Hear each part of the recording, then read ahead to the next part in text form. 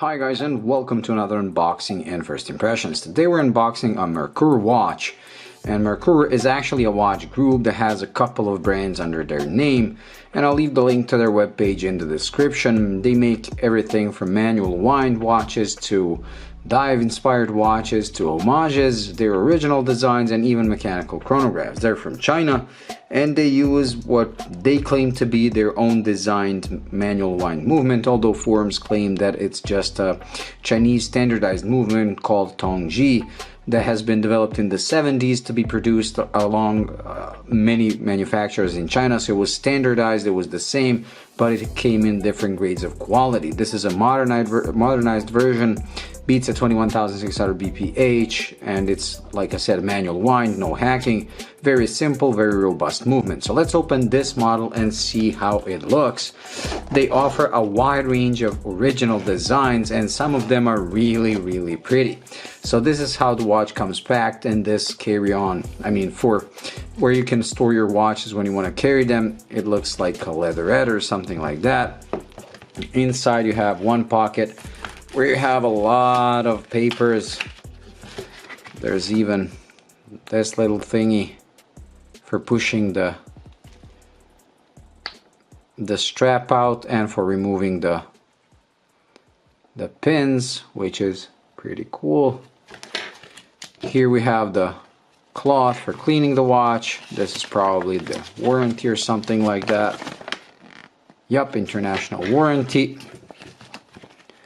Here, the user manual for different types of watches, Merkur watch group, and this is some kind of a catalog. Like I said, they offer a wide array of models, and some of them I really like. So for the first time, I decided to get this one. This is a W10 World War II inspired watch, and look at it. Let's just remove this little protective thingy.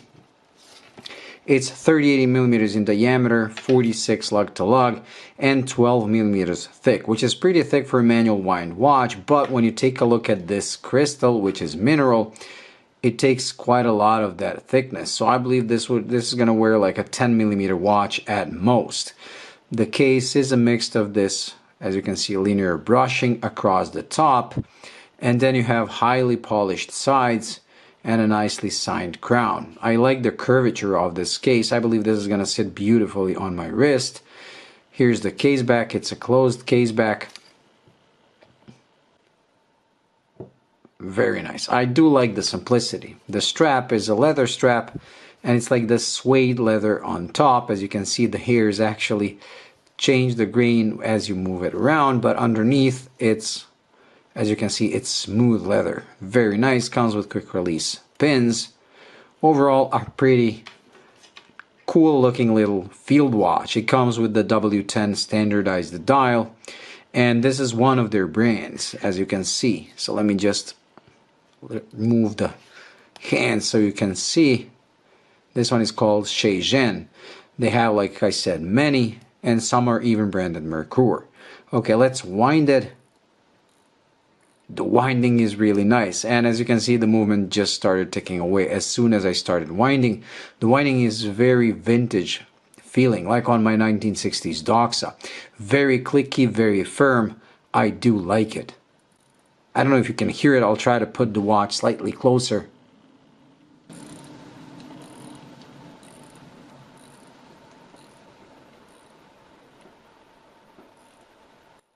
I doubt the camera picked that up.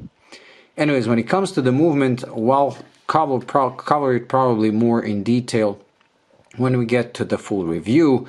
I'll try to research some more and try to write Merkur to tell me what exactly are they doing. Is it really their own movement? Is it just a modified Tongji movement? Whatever it is.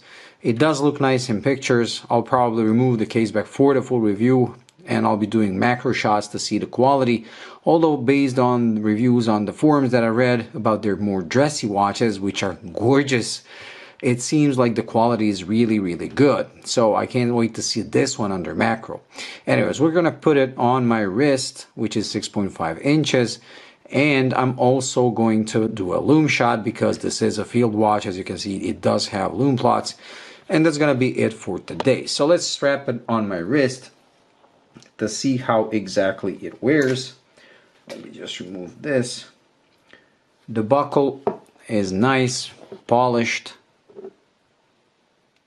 quite well, brushed on the underside.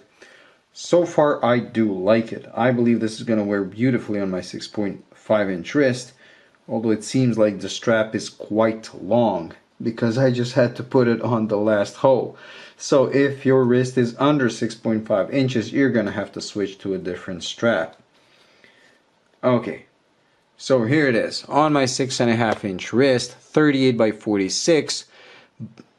Beautifully sized, but as you can see, it does have slightly more wrist presence because of this like shaped case, and I do like this shape of a case. It does gives, like I said, more wrist presence. And let's just check this out. Look how nicely it follows the curvature of my wrist. I'm already liking this. I like the way it feels on wrist. I like the way it looks on wrist. It does, like I said, as you can see, it wears like a much thinner watch because when you remove the crystal, the actual watch case is very, very thin. Wow.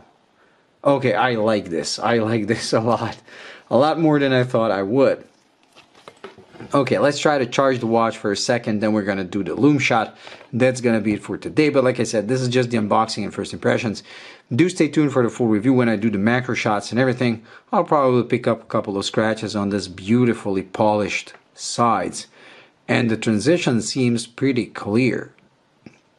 Quite frankly, this is a $119 watch, manual wind, field inspired, and I'm actually blown away by the quality just here, not even doing the macro shots.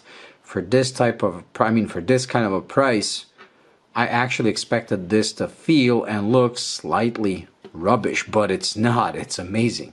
Okay, let's try the Lume shot. Okay, with the watch charged, let's get the camera to focus and let's turn off the lights. And the Lume is actually quite good. Wow. I'm actually surprised. In fact, I have here that Beaufort sitting here, so let's compare it. As you can see, it's comparable to it, and this really has really good Lume. Wow. Okay, I'm completely amazed by this watch. I wasn't expecting. One thing that I expected is gonna be rubbish is Lume, because on these cheap watches usually they put Lume that like fades away within seconds, but this is very, very bright initially. We're gonna see about the longevity of it through the night for the full review, but so far I have to admit this watch impresses me a lot more than I thought. Look at the brushing, everything seems consistent, pretty well done. The dial seems aligned properly. Wow.